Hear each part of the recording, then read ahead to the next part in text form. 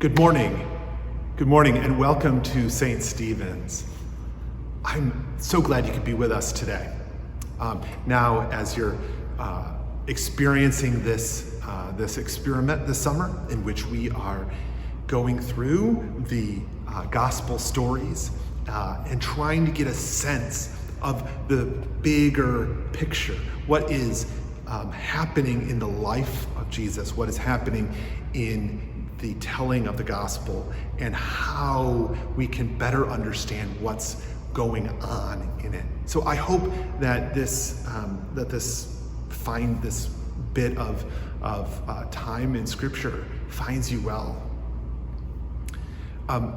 This week we're shifting over from Mark into John, and it has what in a sense is kind of a convenient shift, because the story that we had last week in Mark was a story that was essentially the bookends, the stuff right before the feeding of the multitudes and the stuff right after.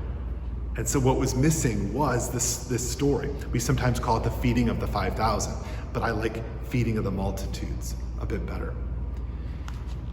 And so now we're going to get that story, only we're going to get it in John's version rather than Mark's. This story is one of not just my favorites. I think it's a lot of people's favorites, but it is a complex and fascinating moment in Jesus' ministry. And I think the fullness and the richness of what we are about to read gives us a lot to chew on. As we go into this, I want to remind us of some of the themes that we've been dealing with. And those themes are present in this one, right? That includes Jesus displaying amazing power.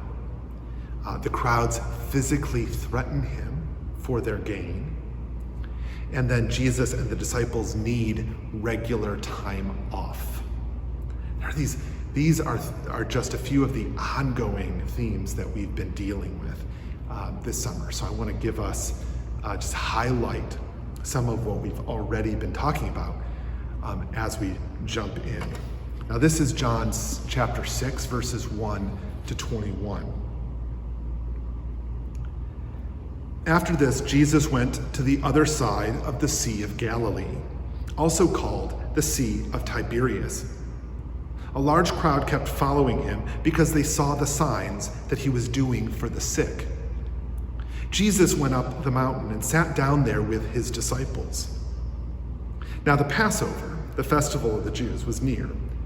When he looked up and saw a large crowd coming toward him, Jesus said to Philip, "Where are we to buy bread for these people to eat?" He said this to test him, for he himself knew what he was going to do. Philip answered, 6 months' wages would not buy enough bread for each of them to get a little. One of his disciples, Andrew, Simon Peter's brother, said to him, "There is a boy here who has 5 barley loaves and 2 fish. But what are they among so many people?" Jesus said, "Make the people sit down." Now there was a great deal of grass in the place, so they sat down, about 5,000 in all. Then Jesus took the loaves, and when he had given thanks, he distributed them to those who were seated. So also the fish, as much as they wanted. When they were satisfied, he told his disciples, "Gather up the fragments left over, so that nothing may be lost." So they gathered them up, and from the fragments of the 5 barley loaves left by those who had eaten, they filled 12 baskets. When the people saw the sign that he had done, they began to say, "This is indeed the prophet who has come into the world." When Jesus realized that they were about to come and take him by force to make him king, he withdrew again to the mountain by himself. When evening came, his disciples went down to the sea, got into a boat, and started across the sea to Capernaum. It was now dark, and Jesus had not yet come to them. The sea became rough because a strong wind was blowing. When they had rowed about 3 or 4 miles, they saw Jesus walking on the sea and coming near the boat, and they were terrified. But he said to them, "It is I, do not be afraid." Then they wanted to take him into the boat, and immediately the boat reached the land toward which they were going.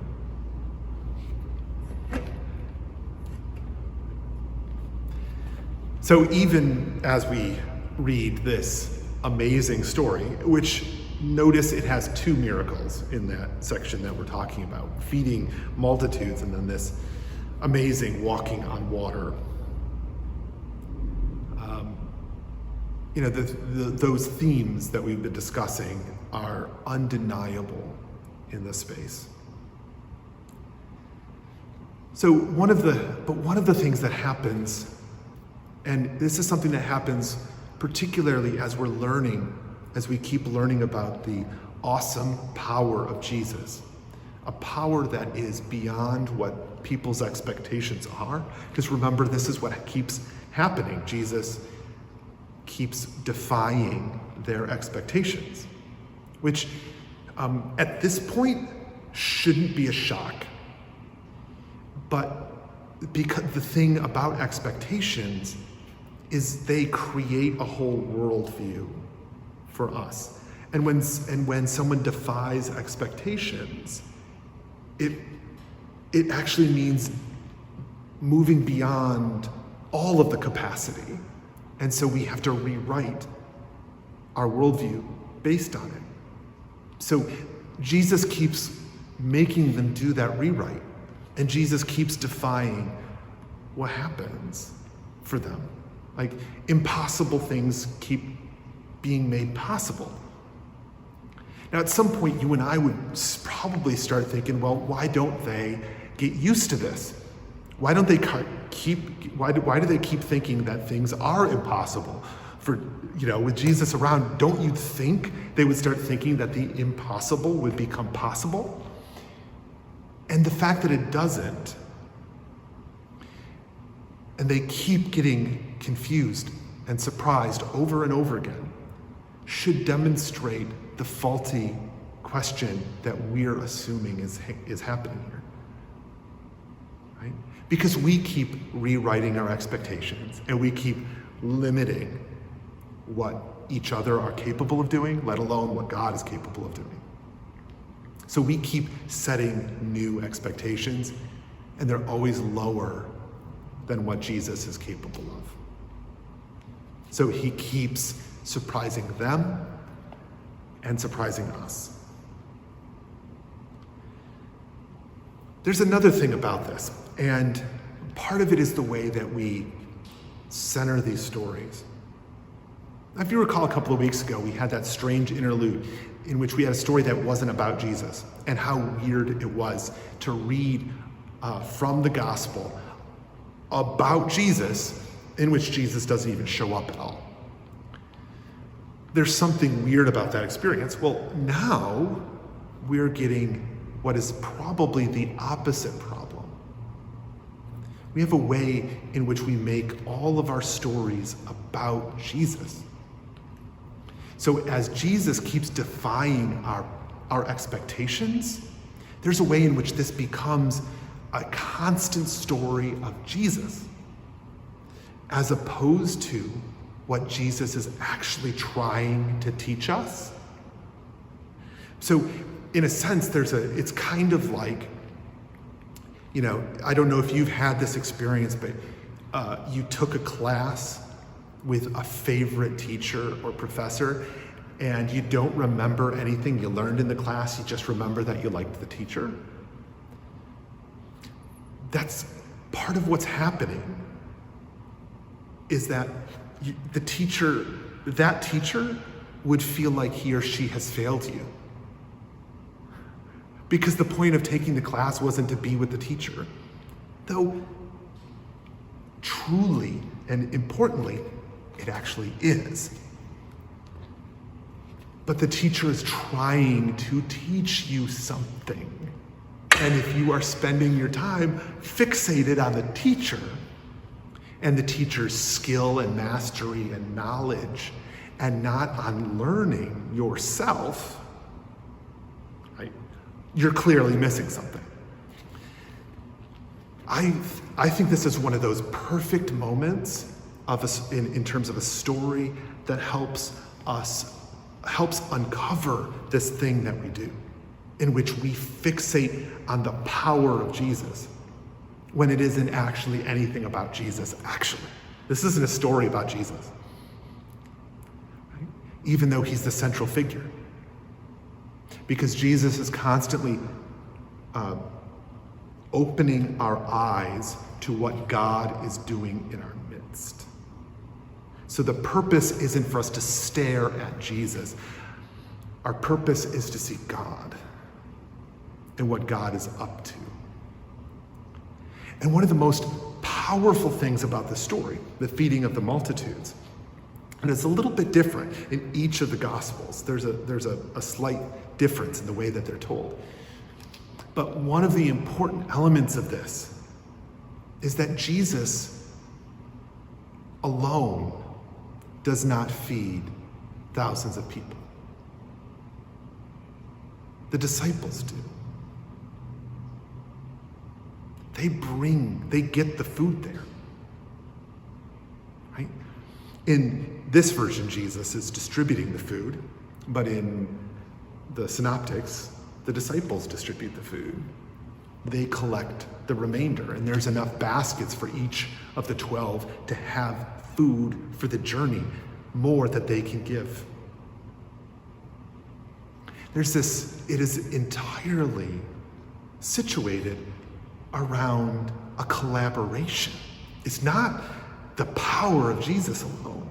It's actually this synthesis of the disciples and Jesus feeding multitudes of people.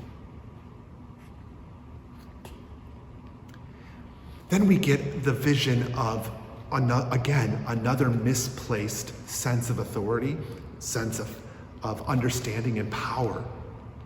Because the crowds see this event, and they're like, okay, now we need to catalyze, right? We have to catalyze this moment. We need to capitalize on it and take this guy. He's not just a healer. He's bigger than that. He's the Messiah. They're not saying that yet. But you can tell from this language that they're thinking the same way, because the Messiah was going to be a general, would be the general of the reuniting army, be the return of David. And in that case, David came and conquered the sitting king Saul, right? Ultimately, right? So this is the mindset. So they're drafting him.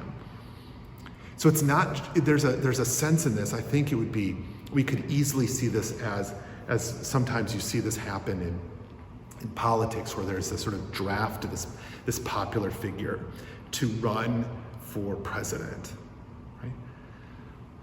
But this isn't just a presidency, it's a kingship. It means rule, it means power, it means armies, and it means killing your opponent. So they're coming, and again, they want violence. They want power. Here, let's grab him. Let's make him become king. Isn't that a weird mindset? But that's how they responded to this moment. So Jesus needs to get out of there, right? One of the things that one of the last things I want to describe again is this sort of sense of getting out of that space. So again, he's this element of, we might call it vacation, we might call it time away, we might call it Sabbath, but it is a relinquishing of power. It is a moving outside of that space. It is taking away the tyranny of now and the present and letting it all go and walking away from it. So right as they're trying to draft him to become the next ruler of Israel, he walks away. He goes away by himself to have what he couldn't have before because of his sympathy for the crowds. And he needs that time. There's something that we're now really starting to wrestle with that continues to be a challenge. Again, particularly for those of us in the United States, that this is something that's really hard for us to deal with. It's words like effective, successful, powerful, authority, control. These concepts that are so ingrained in us. And Jesus is inviting us, right? And he invites us, and he doesn't command us to go do. He invites us in to share in something that is common to us all, to help us engage in something bigger, a collaborative, miraculous thing.